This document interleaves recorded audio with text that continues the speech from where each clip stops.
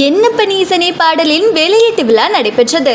மயிலோசை தயாரிப்பில் வேல்மாறல் தோரணமலை முருகா பாடலை தொடர்ந்து மூன்றாவது படைப்பாக தினசரி கேட்க வேண்டிய சிவன் பாடல்களில் ஒன்றான என்னப்ப நீசனே பாடலின் வெளியீட்டு விழா திருநெல்வேலி மாவட்டம் வீரவநல்லூர் அரிகேசவநல்லூர் அருள்மிகு பெரியநாயகி அம்பாள் உடனுரை அருள்மிகு அரியநாத சுவாமி திருக்கோவில் வளாகத்தில் வைத்து நடைபெற்றது.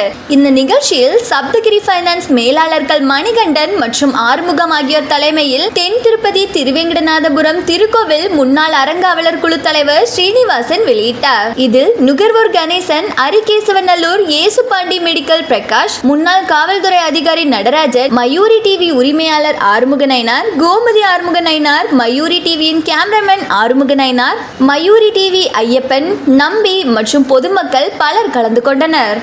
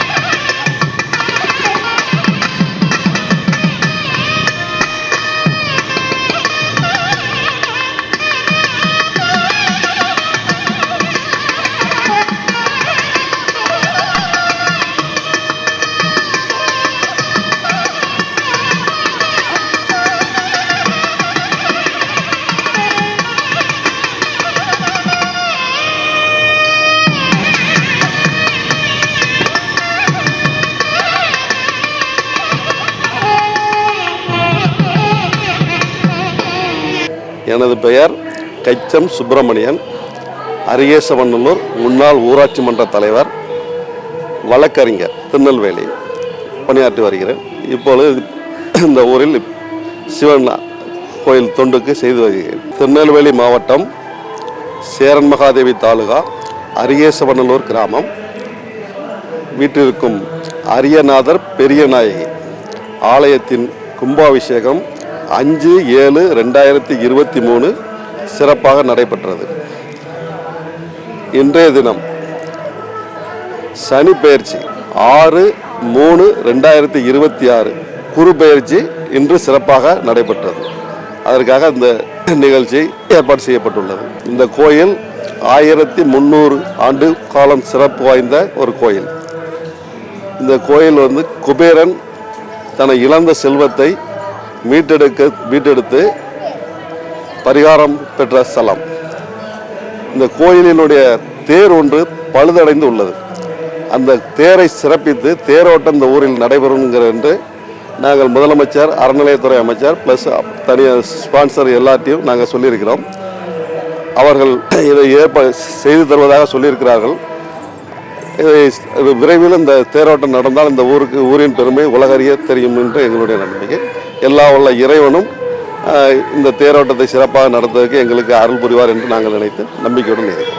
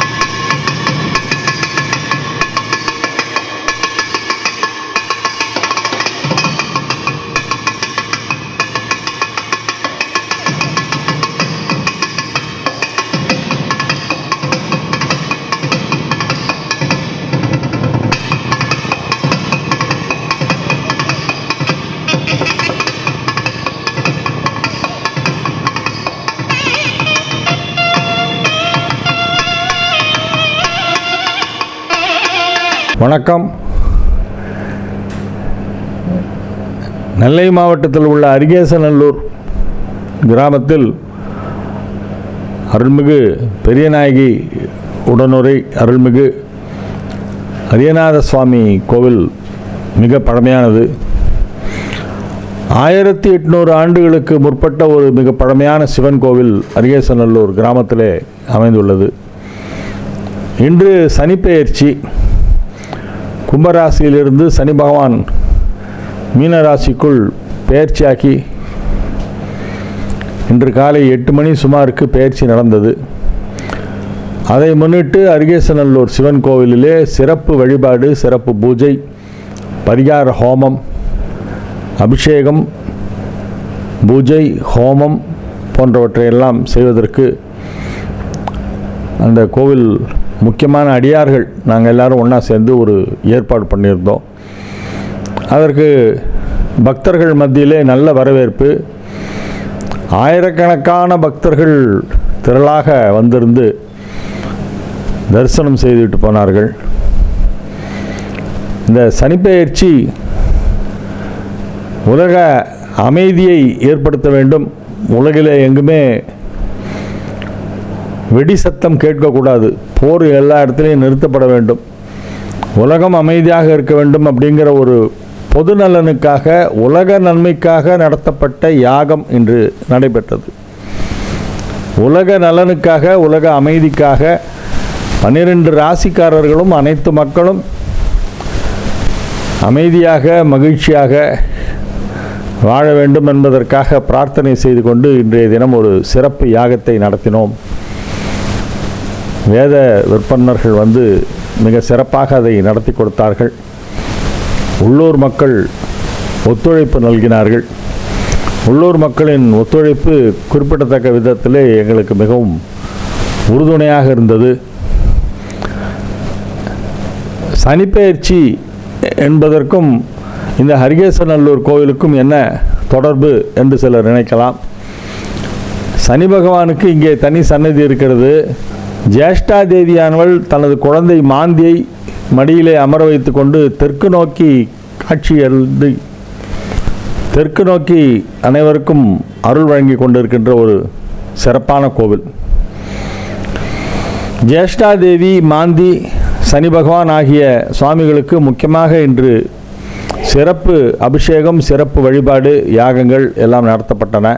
இவை அனைத்துமே உலக நன்மைக்காக, உலக அமைதிக்காக நடத்தப்பட்ட பூஜை. சனிப்பெயர்ச்சியை முன்னிட்டு தமிழ்நாட்டிலே நூற்றுக்கணக்கான கோயில்களிலே, சிவன் கோயில்களில் இன்று சிறப்பு வழிபாடு நடைபெற்றது. புதுவை மாநிலம் காரைக்காலில் உள்ள திருநள்ளாறு சனி பகவானுக்கு மிகவும் முக்கியமான தலம். அங்கும் இன்றைய தினம் மிகச் சிறப்பான வழிபாடு நடைபெற்றதை நாம் தொலைக்காட்சியின் மூலம் பார்த்தோம். அதேபோல் நெல்லை மாவட்டம் அரிகேசநல்லூர் அருள்மிகு அரியநாத சுவாமி திருக்கோவிலிலும் சனிப்பெயர்ச்சியை முன்னிட்டு சிறப்பு வழிபாடுகள், சிறப்பு யாகங்கள் எல்லாம் நடைபெற்றன. இது வெகு அற்புதமாக நடந்தேறியது. முக்கியமாக இங்கே சிவபெருமானை குபேரன் வழிபட்ட தலம். குபேரனுக்கு இங்கே தனி சன்னதி இருக்கிறது. குபேரன் சன்னதியிலும் இங்கே சிறப்பு வழிபாடு இன்றைய தினம் செய்யப்பட்டது. இத்தலத்திற்கு பாண்டிய மன்னர்கள் காலத்திலே 1500 ஆண்டுகளுக்கு முன்பு வெகு சிறப்பாக நிர்மாணிக்கப்பட்ட ஒரு கோவில். இன்றளவிலும் அது மிக சிறப்பாக நடைபெற்று கொண்டிருக்கிறது. கோவில் தினசரி பூஜைகள் எல்லாமே சிறப்பாக நடைபெறுகின்றன. தினசரி காலை 7 மணிக்கு நடை திறக்கப்பட்டு 12 மணி வரையிலும், மீண்டும் மாலை 4 மணி சுமாருக்கு நடை திறக்கப்பட்டு இரவு 8 மணி 8:30 வரையிலும் தினசரி பூஜைகள் எல்லாம் இங்கே நடைபெற்று கொண்டிருக்கின்றன. இந்த பழமையான சிவன் கோயிலுக்கு எல்லோரும் வந்திருந்து இறைவனின் அருளை பெற வேண்டும் என்று விழா கமிட்டி சார்பாக, ஊர் மக்கள் சார்பாக நான் அனைவரையும் கேட்டுக்கொள்கிறேன்.